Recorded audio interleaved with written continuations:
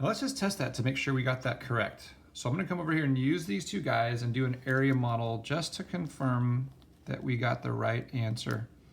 You don't have to check this, but it's always a good way to verify just in case. So I have my x and my 2, those are plus there, and then I've got a 2x plus 4. So let's see, so if I multiply these through, x times 2x would not just be 3x, it's going to be a 2x to the second. Then I'm going to have here 2 times 2x is going to be a 4x. Back here, x times 4 is going to be a 4x, and then 2 times 4 is going to be an 8. If I bring all those pieces out, 2x squared plus 4x plus 4x plus 8. And these both 4x's come in, so I'd have a 2x to the second plus 8x plus 8, and that checks. So we got it right in that case. It's a lot of that algebra that we're going to be doing. So let's take a look at the next one, part B. So I have here 4x squared plus 4x plus 1.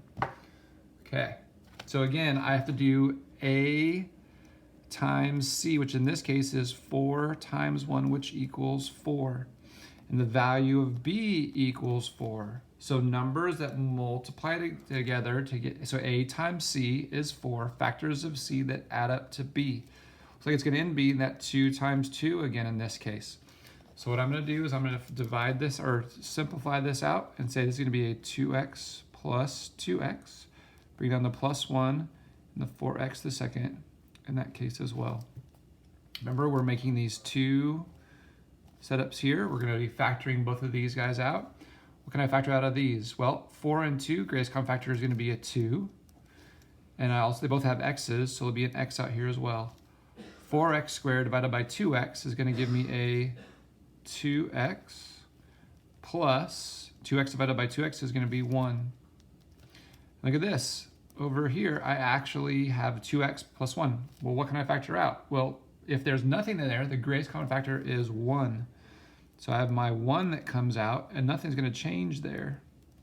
So it turns out in this case, all the work all the way through is going to be, remember what's going to be inside of one of these, inside of this section here is going to be 2x plus 1. And the other part is going to be this and this, which is also a 2x plus 1, which is really interesting that it worked out that way. So let's test it again by our area model. Make sure that we did that right. So I have a 2x plus 1 and a 2x plus 1. So 2x times 2x is going to be 4x squared. 1 times 2x is going to be a 2x. 1 times 2x is going to be a 2x. And then 1 times 1 is going to be a 1. So 4x squared plus 2x plus 2x plus 1. These guys come together to give a 4x plus 4x squared plus 4x plus 1. And that matches up, so we did that right. All right, letter C. We have here 2x squared plus 9x plus 4. All right, again, A times C is going to be 2 times 4 is going to be 8. So that's that 2 times 4 equals 8. And B's value is 9. So factors of A times C that add up to 9. Well, factors of 8 are going to be 1 times 8. 2 times 4 would give me 6, and that's it. So it's got to be a 1 and an 8. So in this case, I'm going to divide this out. I'm going to have a 1x plus 8x. Doesn't matter if you reverse it around too. I could have put the 8x here and the 1x here, but either way, it doesn't really matter. Bring these down, and I'm going to look to do that work. 2x squared plus 1x. The only thing they have in common is an x. So this becomes a 2x plus 1. Factoring out here, I'm going to factor out a 4. So 4x divided by 4 is going to give me a 2x, and then 4 divided by 4 is going to be 1, and there we have that same thing inside. So remember, one of the options is going to be this, so I have a 2x plus 1, and then the other option I have is this guy plus this guy, which is going to be an x plus 4. And let's test that again with our area model to see if it works. So I've got a 2x plus 1 and an x plus 4. So 2x times x is going to be 2x squared. Oops, that's 2x squared. 1 times x is going to be a 1x. 2x times 4 is going to be an 8x. And 1 times 4 is going to be a 4.